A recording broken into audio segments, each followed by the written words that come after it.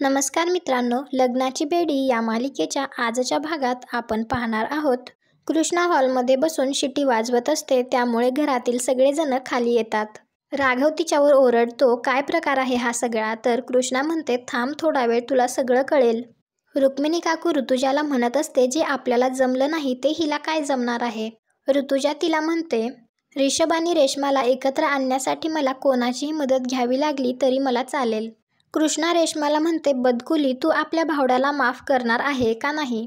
त्यावर रेश्मा तिला विचारते, तुला माहिती तरी आहे का तुझ्या या लाडक्या भावड्याने काय अपराध केला आहे ते? मी रागवले आहे की हर्ट झालीये हे सुद्धा तुला माहिती नाहीये ना? मग तू कसा करणार आहेस आमचा प्रॉब्लेम सॉल्व्ह? आणि मुळात तुझ्यात तेवढी मॅच्युरिटी आहे का? आमच्या लाईफमध्ये इंटरफेअर करण्याचा अधिकार तुला कोणी दिला? तर कृष्णा तिला म्हणते, बरोबर आहे तुझं, आपल्याला अधिकार नाहीये तुमच्या लाईफमध्ये इंटरफेअर करण्याचा. पण कसं आहे ना, कधी कधी चांगल्या माणसाकडनं सुद्धा चूक होते. आपल्या भावड्याकडून पण तसंच काहीतरी झालंय. रेश्माचं म्हणणं असतं की त्याच्या चुकीचं समर्थन करताना तुला लाज वाटत नाहीये का कृष्णा? तू एक मुलगी असून तुला माझं दुःख कळत नाहीये याचं मला जास्त वाईट वाटतंय. कृष्णा म्हणते, पण आपल्या भावड्याला त्याच्या चुकीचा पश्चाताप झालाय ना. रिषभ रेश्मासमोर हात जोडून माफी मागत असतो, परंतु रेश्मा म्हणते की तुला तू केलेली चूक माफीच्या योग्य वाटतीये का?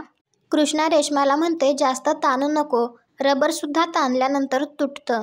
तर रेश्मा तिला म्हणते, मला नाही फरक पडत. कृष्णा तिला विचारते, मग हा डिसिजन तुझा फायनल आहे का? तर रेश्मा म्हणते, हो, पण तू हाच प्रश्न मला किती वेळा विचारणार आहेस? तुला एकदा सांगून कळत नाहीये का? आता मी शेवटचं सांगतेय तुला, मी रिषभला कधीही माफ करणार नाही आणि इथून पुढे तू आमच्यात भांडणात पडू नको. तर कृष्णा म्हणते, ठीक आहे, मला तुझ्या डिसिजनचा रिस्पेक्ट आहे. आपल्याला कळतं तुला किती दुःख होत असेल ते, आणि म्हणूनच आपण तुझ्यासाठी एक गोष्ट आणली आहे. कृष्णा रेश्माच्या हातात डिवोर्स पेपर्स देते, तर ते पाहून तिला धक्काच बसतो. त्यावर रिषभ कृष्णाला म्हणतो, हा काय प्रकार आहे? तर कृष्णा म्हणते, काय प्रकार आहे म्हणजे काय भावड्या? हिला तुझ्याबरोबर राहायचं नाहीये ना? हिने आत्ताच हिचा फायनल डिसिजन सांगितला ना सगळ्यांना, म्हणून तिच्यासाठी हे डिवोर्स पेपर्स. ऋतुजा कृष्णावर ओरडतच तिला रागात म्हणते, तुला जर यांचं भांडण मिटवता येत नसेल ना तर गप्प बस. आगीत तेल नको ओतूस ग. तर कृष्णा तिला म्हणते, ए भोचक कोंबडी, तुझ्या डोक्यात प्रकाश पडत नाही का? या दोघांना आता एकमेकांच्या सोबत नाही राहायचं. यांचा डिवोर्स झाला तर तुझा छोकरा सुद्धा त्याच्या मनपसंद छोकरीसोबत पुन्हा डाव मांडू शकेल ना. दोघांच्या सुद्धा डोक्याचं टेन्शन एका मिनिटात खल्लास. रुक्मिणी काकू ओरडतच कृष्णाला म्हणते, तुला काय अट घातली होती ते आठवतंय ना? तू जर रिषभ आणि रेश्माला एकत्र आणू शकलीस तर तुझं राघवशी लग्न होईल, आणि आता तू त्यांचंच लग्न मोडायला निघालीयस. ऋतुजाला मात्र खूप रडू येत असतं. तर कृष्णा म्हणते, पण या दोघांना जर एकमेकांसोबत राहायचं नाहीये तर आपण त्यांना फोर्स नाही ना करू शकत. या दोघांना वेगळं होऊ देत, म्हणजे या बदकुलीला पण तिला हवा तसा नवरा मिळेल आणि आपल्या भावड्याला सुद्धा हवी तशी छोकरी मिळेल. तर रिषभ लगेच तिच्यावर ओरडत म्हणतो, माझं फक्त रेश्मावरच प्रेम आहे. तो रेश्माला म्हणतो, मी तुला किती वेळा सांगू, माझा आणि त्या मुलीचा काहीही संबंध नाहीये. माझ्याकडून नकळत घडलं ते.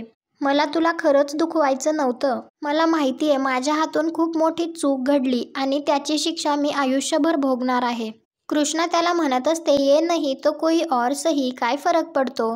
तू बदकुलीला मोकळं करून टाक, तिला उगाच अडकून ठेवू नकोस.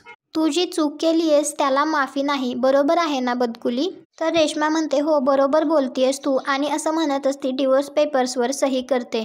तर कृष्णा रिषभला म्हणते, बदकुलीने सही केलीये, आता तू सुद्धा यावर सही कर. रिषभ म्हणतो, रेश्माची जर हीच इच्छा असेल तर तिच्या आनंदासाठी मी डिवोर्स पेपर्सवर सह्या करायला तयार आहे. रेश्माचं मन मात्र चलबिचल होत असतं. रिषभ त्या पेपर्सवरती सह्या करतो. रुक्मिणी काकू कृष्णाला म्हणते, तुला करायला काय सांगितलं होतं आणि तू काय केलंस? कृष्णा तिला म्हणते, ए फडफड, थंड घे जरा. किती चिडतेस? बीपी हाय व्हायचा ना तुझा. कधी ना कधी कुठली तरी गोष्ट पहिल्यांदा घडतेच ना. तुमच्या अख्ख्या घराण्यात कोणाचा काडीमोड झाला नाही म्हणून या दोघांनी काय घुटघुटके जगायचं का? तुझी इच्छा होती ना या दोघांनी हॅपी राहावं, मग आपण त्यांना हॅपी केलं. रेश्मा तेथून तिच्या रूममध्ये निघून जाते. राघव रिषभला बाजूला आणून त्याला म्हणतो, तुला कळतंय का तू काय केलंयस? तू एका परक्या मुलीच्या सांगण्यावरून डिवोर्स पेपर्सवर साईन केलंस. तुझं डोकं ठिकाण्यावर आहे का? रिषभ त्याला म्हणतो, दादा तू टेन्शन घेऊ नकोस, हा सगळा कृष्णाचा प्लॅन होता. रुक्मिणी काकू कृष्णाकडे पाहतच रागात म्हणत असते, तरी मला माहिती होतं ही मुलगी सून व्हायच्या लायकीची नाहीये. म्हणून मी यांच्या लग्नाला परमिशन देत नव्हते. आता तर या घर फोडणाऱ्या मुलीचा मी विचारसुद्धा करणार नाही. ऋतुजासुद्धा कृष्णाला म्हणत असते, माझ्या मुलाचा संसार मोडलास तू. मला असं वाटतंय की तुझा हात धरून फरफटत या घराच्या बाहेर घेऊन जावं. फक्त राजश्री वहिनींमुळे मी शांत आहे. तो दिवस लवकरच येईल. सगळे तेथून निघून गेल्यानंतर मधू कृष्णाला म्हणते, काय केलंस तू हे? मी सांगितलं होतं त्याच्या अगदी अपोजिट वागलीस तू. ऐकलंस ना काकू काय म्हणाल्या? त्या तुझं आणि राघवचं लग्न होऊ देणार नाहीयेत. त्या त्याच्यासाठी परमिशनच देणार नाहीयेत.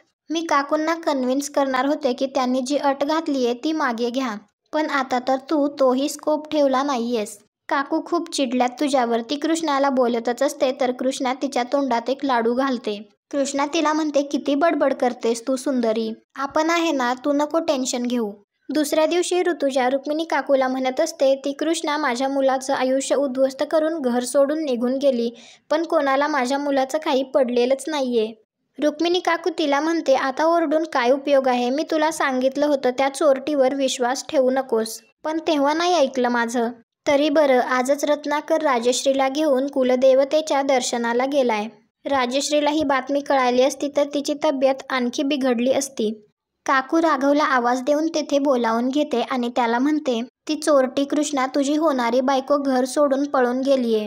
राघव त्यांना विचारतो, तू कशावरून असं म्हणतीयस? तुम्ही घरामध्ये व्यवस्थित चेक केलं का?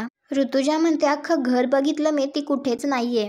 रुक्मिणी काकू राघवला म्हणते, ती कृष्णा आपलं घर तोडून निघून गेलीये आणि तरी सुद्धा तू त्या फसव्या मुलीवर विश्वास ठेवतोयस. त्यावर मधू म्हणते, कृष्णा मस्करी करत असेल, इथेच कुठेतरी असेल ती, नाहीतर एखाद्या कामासाठी बाहेर गेली असेल. मधू मनात विचार करते, कृष्णाच्या त्या गोदामावशीला मुलगी दत्तक हवी होती आणि त्यासाठीच तर कृष्णाने राघवशी लग्न करायला होकार दिला होता. कृष्णा निघून गेली तर माझं राघवशी लग्न नाही. कृष्णा डील मोडून जाऊच शकत नाही. रुक्मिणी काकू राघवला म्हणते, रेश्मा आणि रिषभला एकत्र आणण्याचं चॅलेंज दिलं होतं तिला, ते पूर्ण होणार नाही हे लक्षात आलं म्हणून पळून गेली ती चोरटी. राघव काकूला म्हणतो, सारखं सारखं तिला चोरटी म्हणू नकोस. आणि घेतलंय ना तिने चॅलेंज, मग पूर्ण करेल ती. तुम्ही थांबा, मी जाऊन चेक करून येतो. राघव कृष्णाला शोधत असतो. इकडे मधू मनात विचार करते, कृष्णा कोठे का असेना, मी का त्याचं एवढं टेन्शन घेतीये? तसंही राघवला मिळवण्यासाठीच तर मी कृष्णासोबत डील केलं होतं. आता सिंधू या जगात नाहीये आणि कृष्णा हे घर सोडून निघून गेलीये. आणि तसंही काकू म्हणतात तसं ती जर चॅलेंज पूर्ण करू शकणार नाही या भीतीने गेली असेल तर बरंच झालं. काकू तिला पुन्हा या घरात येऊच देणार नाहीत, कारण काकूंना त्यांच्या घराची प्रतिष्ठा जास्त महत्त्वाची आहे. त्यामुळे राघव आता फक्त माझा होणार आहे.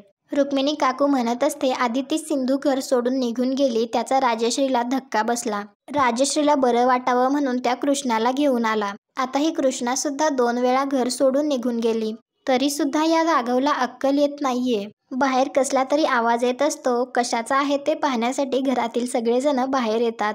तर बाहेर पिंकी आलेली असते आणि आजचा भाग इथेच संपतो. पुढील भागात आपल्याला पाहायला मिळणार आहे, पिंकी कृष्णाला म्हणत असते, तुझा फोन आला तसं मी माझ्या माणसांना कामाला लावलं आणि त्यांच्याकडून एक मला माहिती कळालीये.